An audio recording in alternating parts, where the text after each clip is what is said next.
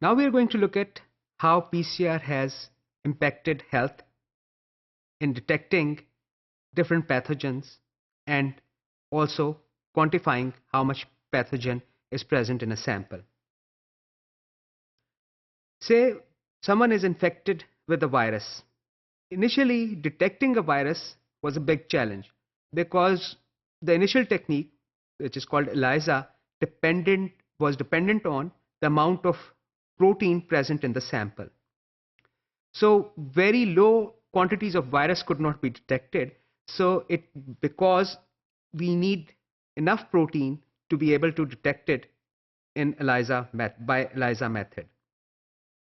The power of this technique, PCR technology, we can amplify one strand of DNA and make billions of copies of that particular strand. And it is easy to detect even very low amounts of pathogen which are present in the sample. Say, for example, a patient has a virus in the blood. We remove the blood from that patient. We isolate the plasma, that is the non-cellular part of the blood, the liquid part of the blood. We take a small portion of that plasma. We extract the DNA out of that sample.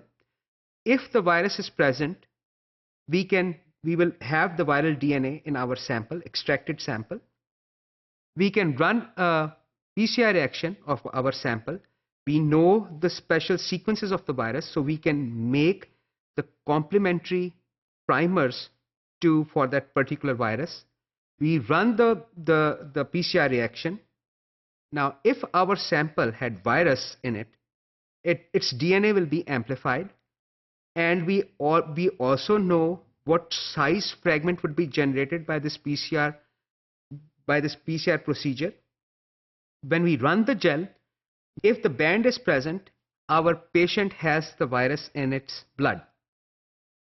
This technique is being used to detect hepatitis C virus, hepatitis B virus, HIV, which is human immunodeficiency virus, adenovirus, influenza virus, cytomegalovirus, and also several other pathogens, bacteria also. Here we have been able to determine whether the virus is present in the blood or not. The answer is either yes or no. Physicians want to know more. For example, a person is suffering from HCV, hepatitis C virus. A physician puts that patient on a drug therapy. Now the physician or the doctor wants to know if this particular drug he is giving the patient, whether it is working or not. Meaning whether the amount of virus in the blood is decreasing or not. How do we do that? That is quantitative PCR. It is also PCR. It's the same PCR we have just seen. However, it has a special molecule in it. It has a little primer. I will highlight this primer. Here is the primer. This primer is called a probe because it is not going to be extended like the other PCR primers. This primer, now I'm going to start calling it probe.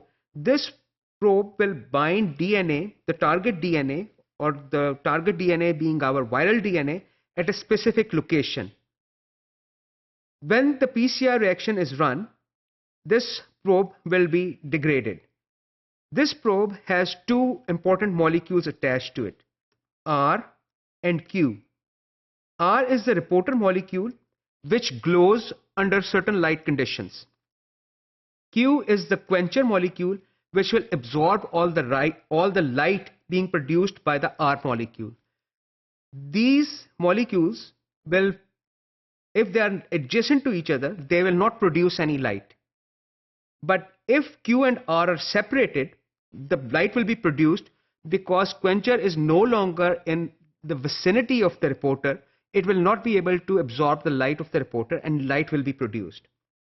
So here's our PCR reaction. We have the primer 1 and we have the primer 2, and we run our PCR reaction. If the virus is present in the sample, the DNA polymerase will extend. When it extends this primer, it will degrade this probe. When this probe is degraded, the quencher will be separated from the reporter. They will go their separate ways, and reporter will emit light.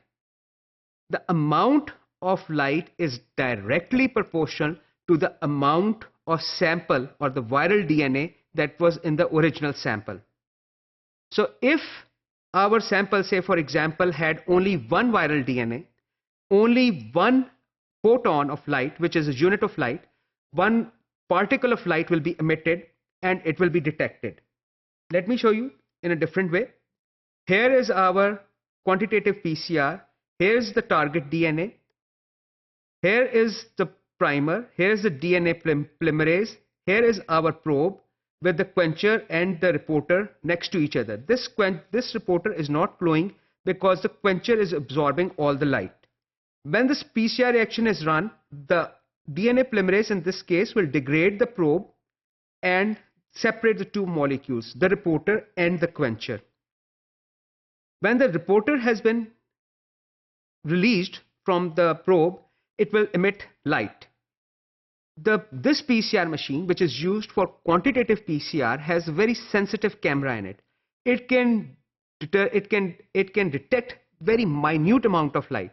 So now if we originally had one viral DNA in our sample, one light particle or one photon, let's say for the sake of argument, will be emitted. And not only this camera can detect it, it can also quantify it. It will know how many photons were produced.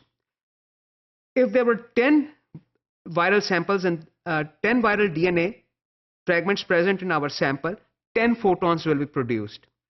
100 photons will be produced. So this technique not only allows us to detect the virus, it also allows us to determine how many molecules of pathogen were present in the original sample. This allows physicians to determine whether a particular therapy against a virus or a pathogen is effective or not.